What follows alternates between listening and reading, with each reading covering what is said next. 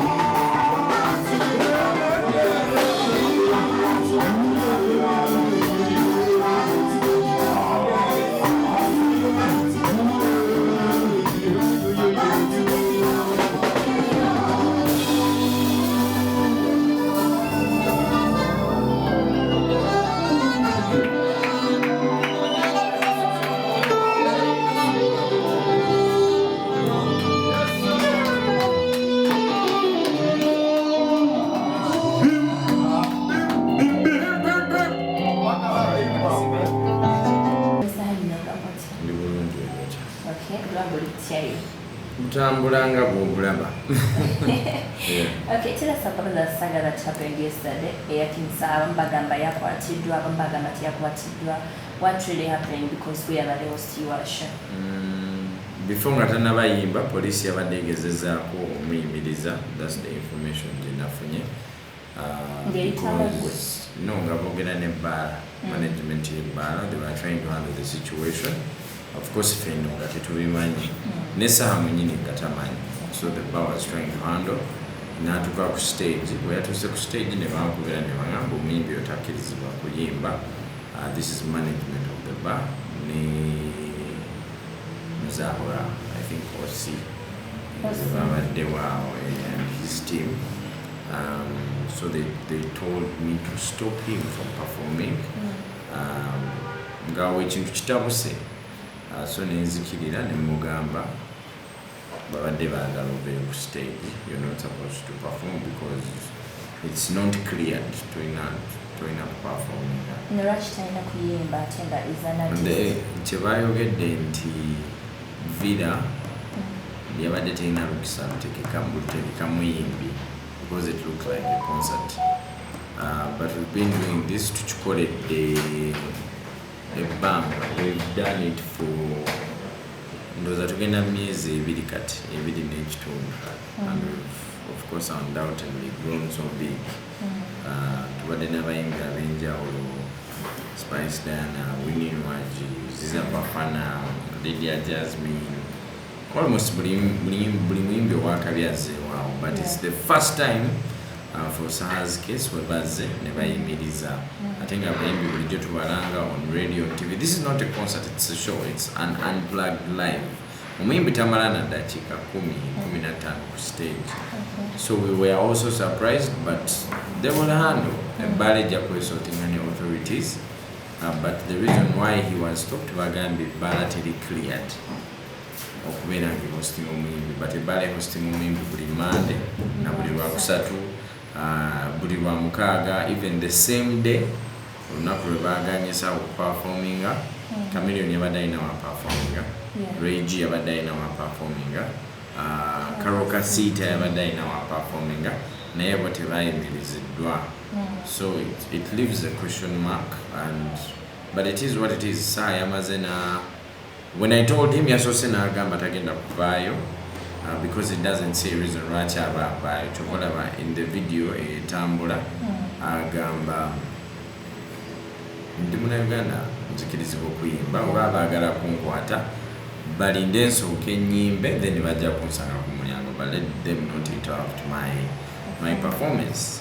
But the authorities insisted ne bagamba bagenda kujjako ebyuma or something like that. So nenzirayo ne mugamba nga tetwagala kirabike bubi, yeah. So that's why we yamaze okuperforminga awo naye tukose kati nga bimutamye. That's why abantu abamu lwakuba poliisi yabadde munda, abantu abamu balowoozezza nti yakwatiddwa, nti maybe probably we yafulumye ne bamukwata or something because wabaddewo embeera. But he didn't, tebamukutte, he went home, yabayiseeko. And I'm wondering also like wabadde bateekawo embeera lwaki ate tebayogedde naye ne bamugamba wakitegeera because yayiseewo buyisi n'agenda ne balaba mulabe. So embeera bwe yabadde. Abantu bali bagamba kino ekyalo kibaganye ekibuganyirira biti byabufuzi. I don't know. The opposition is not supposed to be performing. I don't know because the show Shades of Kampala entirely is not partisan. It's not a political show. It's a musical show. And he came to sing music. He did not come. Nenyimba ze yayimbye temwabaddemu anything political or so. I don't know if the authorities have an issue with him as him. I'm not in position to comment on that. Newe kibanga kyekyo, the only kati omuntu kyaba yeebuuza nga promoter is Saha still tukyasobola omubooking oba wetumubooking agenda beera bad for business. So it would be better if it is clarified so that tuleme kufiirwa sente zaffe, tuleme fiirwa budde bwaffe, tuleme fiirwa but fans baleme beera disappointed to that extent. So chovala naye yavuddeyo n'abuuza ki ekigenda mu maaso. So it would have been, it is better if they clarify on that. I honestly think. Mwenda ate abeta abayimbi bano ushana tetujja kugenda nnyo ku bbala because you know the gwabera was to your night gwaleta abayimbi gwawuli omubuukinga post lyatambula kimu kyatambula. Did you get any call from the authorities? No, I did not get any call. I did not get any message. It's like it was a normal show ngenda wezibadde zibeerawo. It was so big, like crowd yabadde nene nnyo.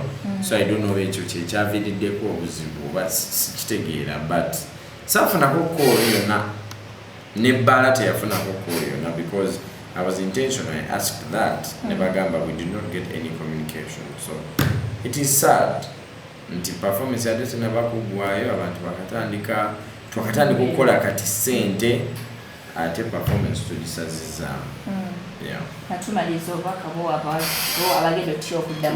No, we are confident that this is not going to happen again. I feel like maybe there's something else at play here because Tonix yaliwo last time tebamugana abayimbi bonna abaza okuvira ddala ku era jakitaka kutwalandika naye Spice Dana Winnie Lydia Jasmine bonna abazze n'abagenda okujja because we have a calendar that is already sorted. We believe this is not going to happen again because kyonna said tugenda kikola. If it is clearance that is needed, we hope we shall be cleared because why should people sing in another place? But if we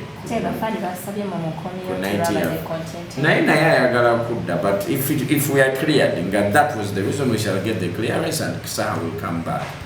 And because he gave us, I think, like 40% of what Chabadaino Kuyimba. So if clearance is really the problem, we shall be cleared and we hope he will come back. I don't know. At the end of the day, music is music. And like I said, our show is a live show to Imbaku Live Band. For people that have been attending that show, we've never been in political in any way. We've never been partisan. It's just general music, I have Bebe Cool lined up, he'll be coming. I have Chameleon, Vinka, Azawi. The lineup is insane. Whenever again, it's not political, it's just good music. And Sarah is an incredible artist. Because ngayingira eri abantu nga batandise okuyimba nga bayimba te ennyimba za mukwana. I'm talking about songs like Hello Hello, Bambi, Gundeze, I'm on my way. The content is there on the Shades of Kampala social media platforms. Can music be out of politics or politics as well? Music? There's a difference between Arinito Henry and Mr. Henry. There's a difference between Mansour Semana and King Sa. So to know you go crowd brands, that's why the things because they want me to end it. Of course people will like what they like. You can't stop them, but there has to be a gatekeepers and people that give direction. No manyanti. When you want you maybe attention banging that you blowing up. Maybe let me just let it play out. 20 minutes are not going to kill you. Music will still be music, and there are very many platforms where we consume music from. Not every musician is political, and n'abantu nabo bamanyi okwawula nti kati nzize kunyumirwa oba kati ngenda mu politics. Abagala politics bamanyi gye bamusanga. This is a bad business. It is entertainment. So people come to be entertained, to sing, and the concept of our night is live. It's unplugged. Omimbi ayimba live band. There was nothing political about his music. This guy has a catalog of lots of songs. Ziriendala abasobola oziyimbira eri naye eno yabadde azze kuyimba birala. Nkakideko kiri kyembuuza nti music asomberawo watali politics or politics ali nnyo mu ndongo aliba affectinga. Ogamba wane wa Uganda? Music can still survive. Ready and Weasel were not political. Abayimbi abasinga kageze ku bayimbi abato bumanyi. Baba Yorota, John Black, we consume their music. We pay for them. Elijah Chitaka Azawi. they're not political. They have a lot of streams and downloads. We listen to them. Yes, music can be there when it's not political. Shows can be there when they're not political. Is politics affecting the music industry at the moment? Some artists, some brands that are big, if it's a democracy, people have a right to support what they want. But if what you support is affecting in the it's even affecting your activities, then in my opinion, yeah. Okay, thank you.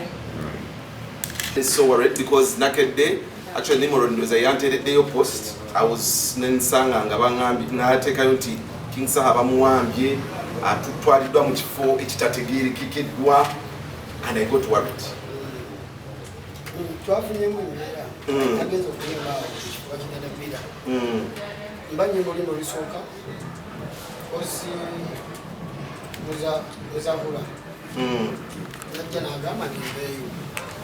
Osim Zahura. Okay. Akela ko order za DPC Kaisono. Agambe veyo. Nimbuza ati yotika tekati. Mzee wanenge kumulimozi nsasuba nzekola. Zefuyi. Police ube no buzibinange. Advisi yange kimani. Igenza moni. Okusinga okujja mu bafani ngayunguba uba ne mungu. Atamide Yabata midde. Ngamaso bamyose. Ngolaba ino busungu bungi nyenyenyenyenye. Chichi nyimba. Chaino kunyenyera. Otherwise abantu beyubiramo ne mungu bawe bamusolo. Bamugulya uniform yayamba dikazi. Lwacha bakanga kango omuntu gwasobola okulera nakawuka na mutwala. Kakati njagala otunyumiza exactly embeera yabaddewo ekyo we bakututte bakututtewa weba ku stage ya miryango gijjudde kamati nyembika mu kapakingi k'emmanju nenva mu gye nagiddemu nentuula mu ngalo eyabadde awulando kumbe bagirabyawo ne tudduka misinde bamba ku bamba tutonna bweru nga mu motoka nga mwewalabula netuka tayimu ndoza ne bagamba nemubabulako era nasuzeeyo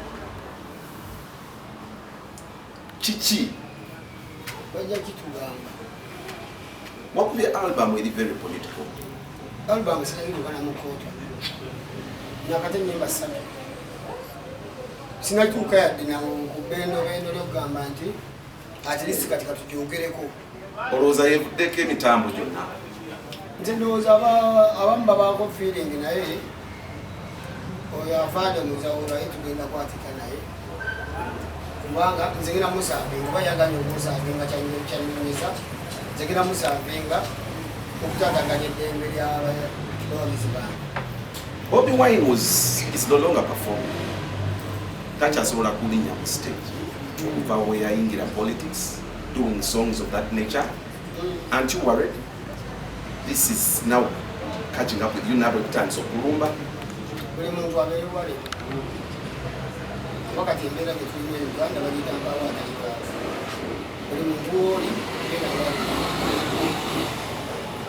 kubanga era bajja kukulina woli nga bazze banoonya mulala ne bakubiremu ekyasi woli beera wale kubanga waliwo okwolesa kwa abamu abali anti-occupation emirimu gyabwe abali emotional ku mirimu gyabwe yakulaganize olwokuba watadde akayimba nga tubwage yakafuna akalimu kakayagala mbu akalimu ako mu kapoliti ngagata akalubirize alowooza ajagulizaako bali okitegeera motive bawa. Suddenly Sarah comes up and begins navayo n'atandika okulaga nti ali so kiki what triggered it wali nkyaliddeko enakawo najjayokko twayita mu kikubo ekyenfufu ekyo nezija kati walabayo kizibu ki wadde nakawuka yetegereza nnyo kuba saafuna mukisa nga bwogamba ekikubo ekizibu ekisooka ekyo kyakyo ogye nakawuka ekizibu ekyokuyita eri mazzi bantu bakyakozesa amazzi ag'ebidiba ente zegakozesa enakawuka ewali security gyogamba nti enakwirwa nako okujja okukuumako kyobeera mubeera ku kyama kulinga abasirikale nga babiri bakuuma bano 12 oba emitwalo ebiri. Obuvunanyizibwa bw'aba MOP baani wakituubalekera nemukuba disco nzatize newala okutikka omuvunanyizibwa bwesobola okukola newala nnyo okwesiga omuntu gweseesigangako. So nze nfiiringa nti bwe mba neddoboozi nga nsobola okwogera nsobola okuwulirwa ebimu nsobola obikoonanga kati ebizibu sibe nakawukawuka ya Uganda yonna kubanga nabadde waffe ekyotera mutukula ekkuba eryo okuva emutukula paka Masaka nnyo buli muntu akwata ekkuba eryo wadde agenda gewamagalika naliko eno eweyogerera kiteezi balina ekikuba ekisinga okuba ekibi mu Uganda kati nze buli wentambudde nendabawo ekizibu balina okyogerako nti nali kuleeta ekyoga eyo nga abantu babayiridde amagye ku mwalo abantu bakyakola kati tuwadde mu mbeera nga basenda mayumba ngaate bategeka kusenda mayumba malala kati bintu ngaebyo otabyogerako ngaate abantu abo betujja tusoloozamu 10 bakufiirenga nti gwe wasigala babenefit nakubonaezo libataasa naye olaba nga basenda abantu bangi nawe nobaina ositudebozi ogamba nalina mwetegereze oba bali omubaka okasetingi kyabuntu enensi ya Allah mwe yababwaki kubemuli byonna Allah mumudizaki lwaki mwagala kulowooza nti azimbye wantu akayumba emutakagala yalina kumenyerwa kati namwe muba mwembeera Allah gyatayagala bamenyerwa. Saha oli mutuufu 100% and actually we concur with you but our fear kati embeera eno mwabata katubayambe tuleme bati kubanga ffenna we tunaatya batuteke mu kutya mwabatya mubeere bagumu nnyo mwinayo saa oli omaliridde ate sinze maliridde obula abantu bangi abamalire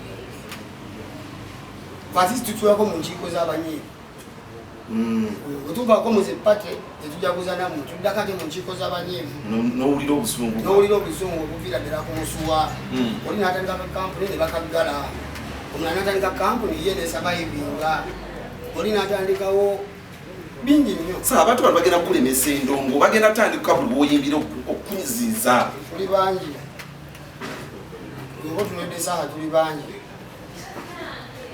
bangi nno nnyo basa kubanga emanya nti gwe baggalidde omwalo okukyogasisa gwe babidde ente zekalamo jasisa gwe bamenyedde ennyumba mu lubiki sisaaha so abeeyongera okunyiiga bangi yakusita nawe bajakera bagobonyiike onyegatteko bingi nnyo jakkeera ku makya naawe singana okutali bwenganya onyiigireko ogambe saawa ojjayogera ebintu bino nga tubiraba yayogera obutali bwenkanya bwa poliisi nga yegase n'akubbako ekibanja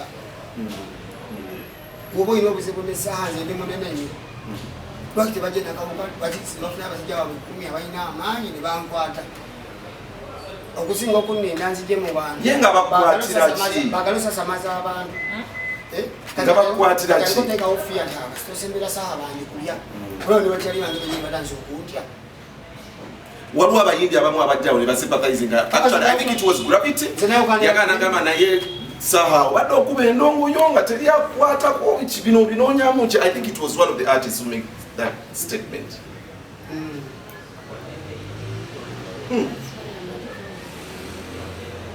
Chikwa kitya you're not going to cease? Don't you think bageza kukugamba saalekera weze nyimba album komaawo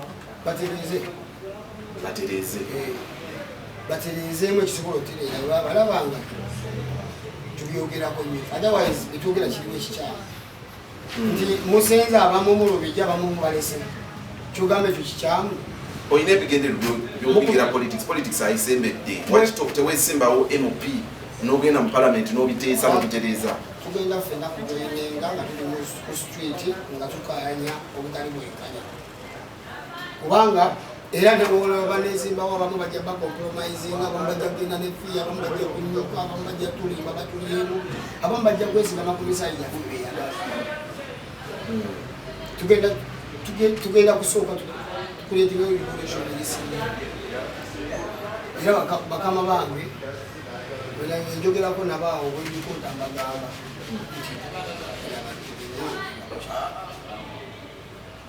batandika okutusunaasunamu omwomu we bamanafuya abamu we babasasula abamu we babasukira abamu we bakolaki tugwawo eno ensi gyolaba gye tulimu tetuzadde abaana ate ka tulina essuuka erizaala abaana abangi atali omu atali babiri nze nina ekiro tekizalayo abaana ngaana munsi muno abamu babeere bayingiriya abamu babeere badegita abamu babeere baki so tulina okugula cyane ezo zonna buli muntu obwenkanya bubeere mu mirimu obwenkanya bubeere mu misaala obwenkanya bubeere mu buli. So in other your cry ogeza okulaga government obutali bumativu bw'abantu abawagize fe bamama baffe babagobadda ku mirimu nga tukyalina muze oba nasale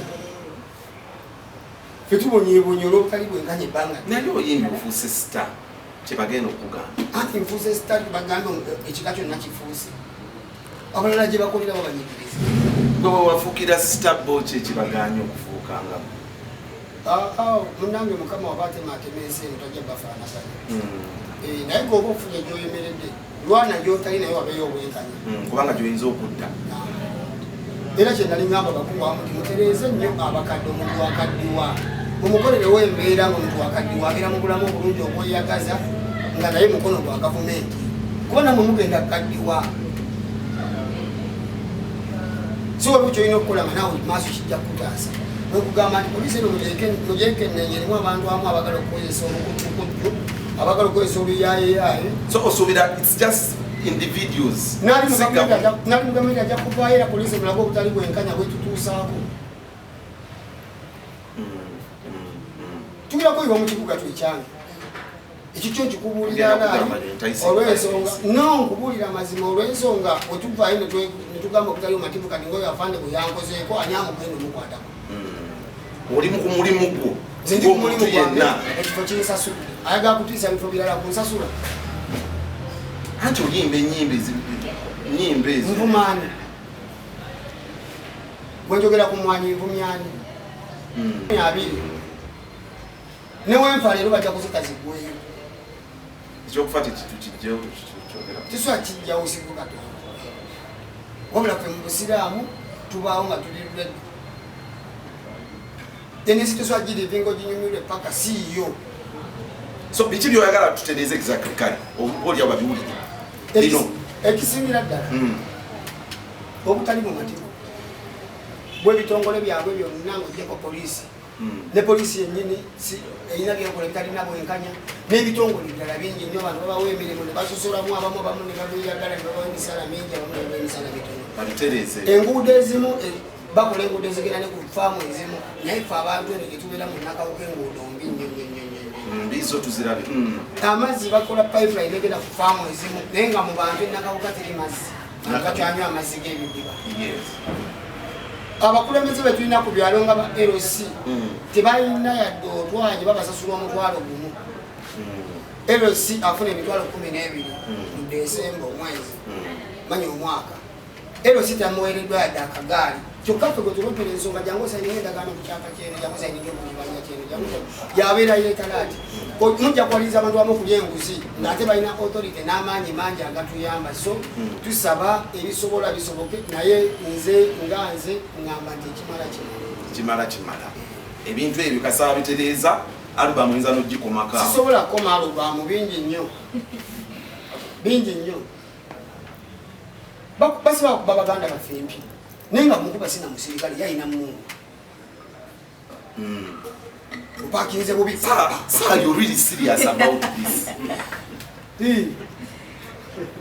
kubanga ziri agenda kumbeerera serious zirina image emu sinayo ekodeddawo kigenda obwengolo kati nkaddiwa goba olinda malekoodakooda nze ngaomuntu neewulira neŋŋamba kati gino emyaka gyengenda mungitaasizange. Someone told me the government fears ati sebatya kati mulina amaanyi mangi nnyo.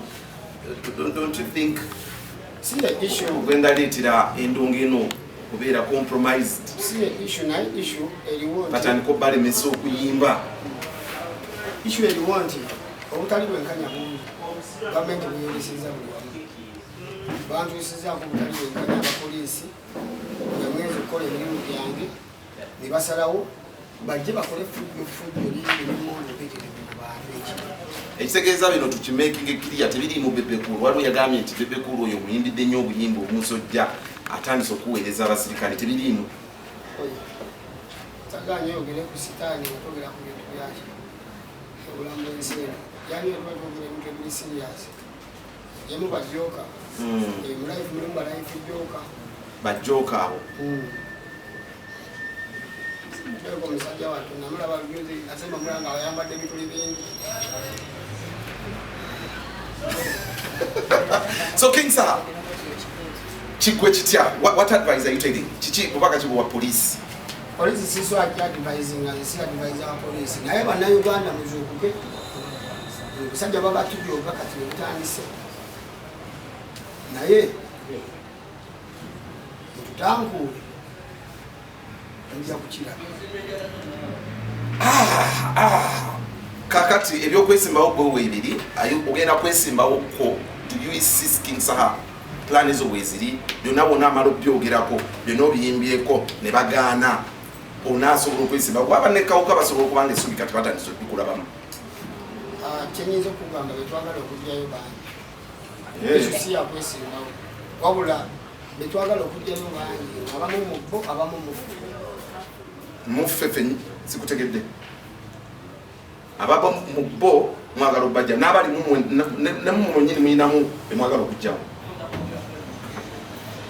ate lwa batwekekamu mu opposition omu naye ngaowulira ayogera tayatuka bigambo byatuka walimanye omuntu okulira emberenge mukama wabalula wasiisa so it's time buli eyewadde position nti wakuyamba ffe ategere ebizibu byaffe byabakulamu wabe mwezi ofumalite zaabo ndi tetutambuza bwe tutumanyi bino bya parliament bitambula bwe bitikire twagala kumanya bitambula bityense gwawo tukwagalayo eyo sinsaha okusinziira ku birowoozo byo ku nnyimba bakwagalayo mu parliament najja ewanabbanja awo temunjagalawo ewanabbanja nawo tukwagalayo katujja wanabbanja akayisizaawo ewanabbanja anti ye prime minister oligita prime minister yalina okubanga buli wamu fabenakawuka tukawa yajja neyekuba ebifaananyi n'agenda neguleda nezimugoberera natutekerayo kaguleda kamuwe kaziba akanyawe kapakinga wali bali ebikadi kaziba akanyawe bapakinga wali bakwana abakwasi ekitegeeza olugudu waffe balukolera emyaka 10 so yenna akwagala jje nakawuka agala okunkwata mbeera nakawuka ate mamotoka ntambula omu naye nga bakukwatira ki anti babuuze afande muzahura ne DPC Tyson Kiralodi wagwana naye ng'olyokke tebakuchunyiza tebakutte that is what is important tomanyane again solid sigenda kaaba ekijja kijje sajja ogwaga tuteeke nnyo nnyalamba obeera awo feeling esole obeera lonely obeera depressed obeera olowooza byonna akola kinaddawa bajjali byonna tuba tubisuubira tubuga tufugira ku kando mutereka amataala muteekeko ettaala tuyambe n'okonda ne ku kino so ne feeling ati wenjogera ku kintu kino kitegeeza abantu bakiwulira n'ab'obuyinza bakikola ki bakitegeera kubanga betuyimbira era mu shows zetuyimba ezimu abakungu babeerayo nga ate bali ape banyumirwa kimanyi nti era mu chano y'emu kyokuyisaamu ne information egina abantu nabo ne bajja bayidinga nayo kubanga ekisooka gavumenti eba nabeebwa amagezi eba ne bavalibwa gavumenti erina ebintu bingi nnyo ebitongole birina okuyitibwamu assessment ezo nga tenabazimplementingako so erina okudde bungi obwetegereza oba obwekkannaanya byetuba twogedde ebibanga bya mugaso oba si bya mugaso okusinga tunabeera mu nsi tubenga bafala nga batwala ku ttale ologo ne baggalira fena ffe tufiiringa nti no kwe tuli ku share ya Uganda nga Uganda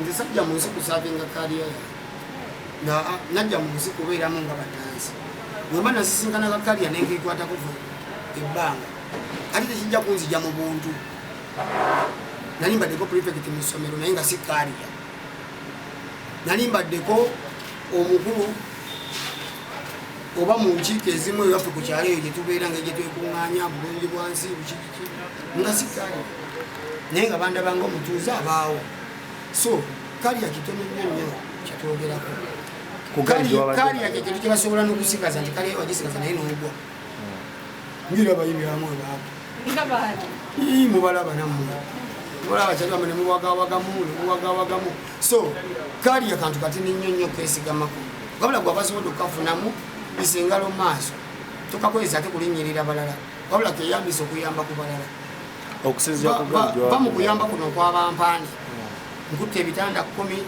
ne kamera 2 ndaga abanaku ŋŋambawa okuyambirako twakuvaamu kati okuyamba okupya kwe kuno vaayo oyogere ku biruma abantu kubanga ne bwogenda okutwalira akawunga gyali omufiriminge nti ndi mumuwa ate bwovaayo tomugenda kumanya obutali bwenkanya bugenda mutuukako aleme kuwoomerwa kawunga nze omu kubavaayo era bannayuganda mwenna hashtag ekitu kino mukibeereko kumeme twagala buli kikondo ky'amasanyalaze mukiteekeko ettaala mutapikeka ku masanyalaze agali awo wennyini ensi eyake abantu babatuga abantu babakuba amayinja ga minzaani bantu babakwata embadiya mumufuga baani mufuga babali ku nsi kungulu oba naffe abali wansi mutufugirawo mutuyambe abakungu mwenna mwajjawo bupoliisi post bwe baali bateekawo ate bwali butuyambayambako poliisi yali esaasaanyeeko katulina okutambula olugendo lulamba paka ku poliisi station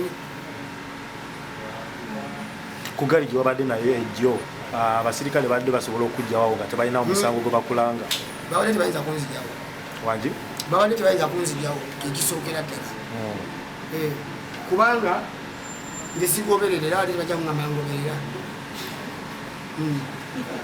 baali tebasobola kunzijawo naye kibi nga tugenda kulwanagana fekka tubafaaki